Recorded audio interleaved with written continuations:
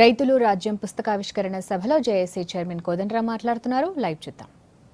40 లక్షలు కమ్మింది, 40 నుంచి 50 లక్షలు కమ్మింది. వాస్తవానికి ఆ భూమి ధర 1 కోటి రూపాయలు. ఇక ఇంట్లో ఎవరు లాభపడ్డారు, ఎవరు నష్టపోయినరో మీరు ఆలోచించండి. ఇవాళ ఇది కూడా ఒక కీలకమైనటువంటి అంశంగా మనం గుర్తించాలి. మీరు ప్రపంచంలో మన భారతదేశంలో చాలా రాష్ట్రాల్లో వ్యవసాయేతర అవసరాలకి భూమిని మళ్లించడానికి ఏ చట్టం కూడా అంగీకరించారు.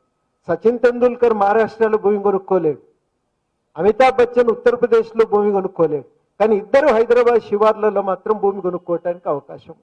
అట్లాంటి వెసులుబాటు కల్పించడం వల్ల చిన్న చిన్న రైతులు ఎంతమంది భూమిని కోల్పోయి వాళ్ళు బాధపడుతుంటారు. నేను మేడ్చల్ దగ్గరనే ఇంకో ఊరికి పోయినప్పుడు అక్కడ ఎవరో కూరగాయలు అమ్ముతుంటే లేతగున్నాయి, అందరం కొంటున్నాం. పక్కన పెద్ద వెంచర్ ఒకటి స్టార్ట్ అయింది.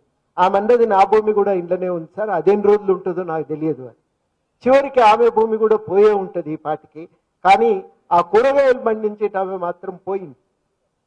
కూరగాయల సంతల్లో మనం మార్కెట్లో బేరం చేస్తే వాళ్ళు చెప్తారు, హైదరాబాద్లో కనీలు వాతినాక ఇంకా వ్యవసాయం అయితే నడవదు సార్, ఇప్పుడు మీరు 5 రూపాయలకి ఏమని బేరం చేస్తున్నారు, రేపు 20 రూపాయలకు కూడా మీకు ఇది దొరకది అని చెప్పి, కొత్తిమీర కరేపాకులు దొరికే పరిస్థితి లేదు అని. అంటే ఈ రకంగా ఒక విచ్చలవిడిగా భూమి బదలాయింపులు జరిగి 100 ఎకరాలు కొంతమంది చేతుల్లో కేంద్రీకృతమవుతున్న సందర్భంలో నిజానికి ఈ అసైన్మెంట్ భూములు కలిగినటువంటి పేద రైతులు విపరీతంగా నష్టపోతున్నారు. వాళ్లను దబాయించి బెదిరించి కొన్ని సందర్భాల్లో చంపుతామనే బెదిరింపులు కూడా తీసుకొచ్చి ఎక్కడెక్కడనో వాళ్ళని తీసుకుపోయి కొన్ని పైసలు చేతిలో పెట్టి కొన్నిసార్లు చెల్లని చెక్కులు చేతుల్లో పెట్టి వాళ్ళ చేతుల్లోంచి భూములు గుంజుకున్నటువంటి సందర్భాలు ఉన్నాయి.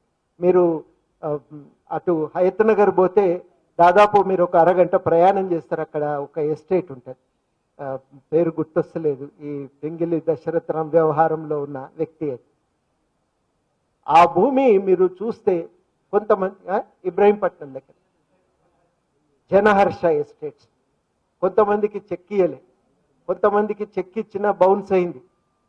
ఇట్లాంటి అక్రమమైనటువంటి భూ బదలాయింపులు జరుగుతూనే ఉన్నాయి. ఆ నేపథ్యంలో భూ సంస్కరణల చర్చ అనేది కొత్త రూపంలో మళ్ళీ ముందుకు రానే వస్తుంది. ఈ కేంద్రీకృతం కావటం కరెక్టేనా? ఖచ్చితంగా ఇవన్నీ ఆలోచించవలసిన విషయాలే. ఒక కొత్త తెలంగాణ సాధించుకున్నాక ఇట్లాంటి బదలాయింపులు ఖచ్చితంగా ఆగాలి.